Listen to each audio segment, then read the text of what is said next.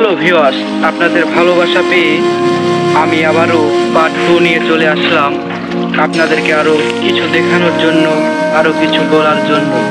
যদি আমার চ্যানেলের পাশে থাকেন তাহলে আমরা এখন যাব হলো ওই কুরুল নদীতে, যে নদীর কথা প্রথম পার্টে আমরা বলছিলাম, সেই নদীতে আমরা এখন যাব।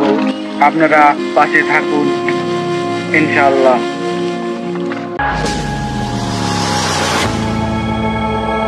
আসসালামু আলাইকুম ভিউয়ার্স, চলে আসলাম আপনাদের ভালোবাসা পেয়ে পার্ট 3 নিয়ে।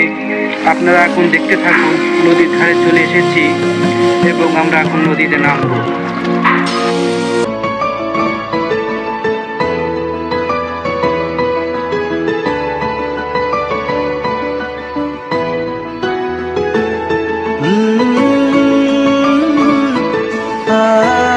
এই তো আমরা নদীতে নেমে যাচ্ছি। ও মাই গড, কি কাদা! মুক্ত মেঘে কি অসাধারণ পানি! নীলচে ও মাই গড, পড়ে গেলাম। এইমাত্র মাছ ধরা যায় নাকি?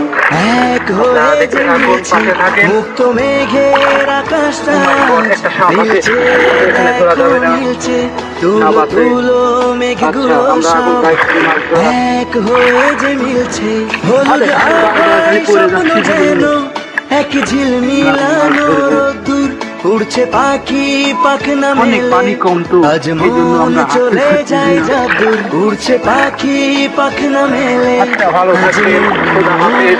আপনাদেরকে বিনোদন দেওয়ার জন্য আমারও ভালো লাগলো, আপনাদেরও ভালো লাগলো। চ্যানেলে পাশে থাকবেন এবং একটা সাবস্ক্রাইব, একটা লাইক করে যাবেন ইনশাআল্লাহ।